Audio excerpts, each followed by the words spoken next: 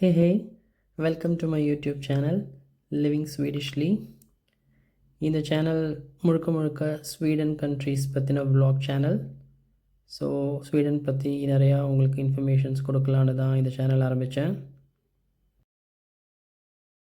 So நான் தங்கியிருக்கிற இடத்துக்கு பேர் சோதட்டாலியா. இது ஸ்டாக்ஹோம்லேருந்து ஒரு 40 கிலோமீட்டர்ஸ் இருக்கும். ஸோ சோதட்டாலியாங்கிறது ஒரு சின்ன டவுன். ஸோ அந்த டவுனை சுற்றி பார்க்கலான்னு சொல்லி தான் இன்றைக்கி பஸ் ஸ்டாப் வந்திருக்கேன். So I'm waiting for bus. இங்கே பார்த்தீங்கன்னா பஸ் ஸ்டாப்ஸில் போர்டு இருக்கும், டிஸ்பிளே. ஸோ அந்த போர்டில் கிளியராக எந்த பஸ்ஸு எவ்வளோ டைமில் வரும் அப்படின்னு போட்டிருக்கோம்.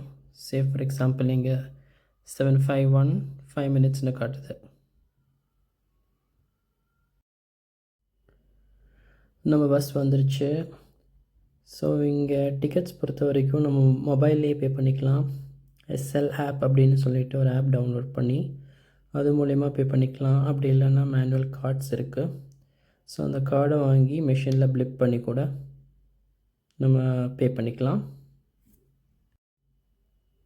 ஸோ இப்போ சம்மர் வெக்கேஷனுங்கிறதுனால பஸ்ஸில் சுத்தமாக கூட்டமே இல்லை. பட் ரொம்ப க்ளீனாக ஆர்கனைஸ்டாக வச்சுருப்பாங்க. அதுதான் ஸ்வீடனோட ஒரு ஸ்பெஷாலிட்டி. அப்புறம் பஸ்ஸில் பார்த்திங்கன்னா டிஸ்பிளேஸ் இருக்கும். அதில் கிளியராக பஸ் ஸ்டாப்ஸ் காமிக்கும். தூரமாக பார்த்தீங்கன்னா ஒரு டிஸ்பிளே இருக்குது. மேபி இந்த லாஸ்ட்டில் கூட ஒன்று இருக்குது. ஸோ இதில் வந்து நெக்ஸ்ட் ஸ்டாப் எது, அதே மாதிரி எத்தனை மணிக்கு நம்ம டெஸ்டினேஷனில் சேருவோம் அப்படிங்கிற இன்ஃபர்மேஷன்ஸ் எல்லாமே இந்த போர்டில் பார்க்க முடியும்.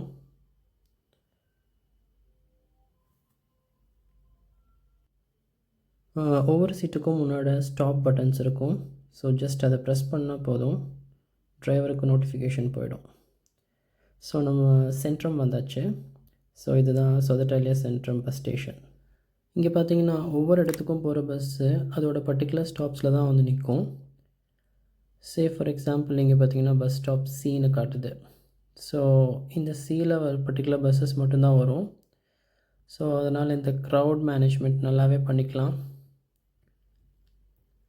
ஆல்மோஸ்ட் எல்லாமே ஸ்கானியா இல்லைனா வோல்வோ பஸ்ஸஸ் தான் இங்கே பார்க்க முடியும்.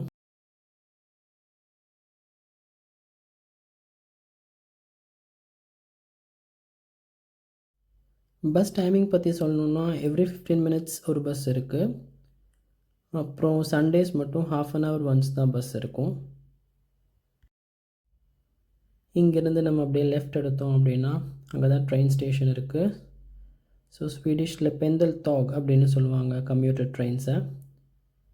ஸோ இங்கேருந்து ஏர்போர்ட்க்கு இருக்குது, ப்ளஸ் ஸ்டாக்ஹோம்க்கு, அப்புறம் நிறையா டெஸ்டினேஷன்ஸ்க்கு இங்கேருந்து ட்ரெயின்ஸ் இருக்குது.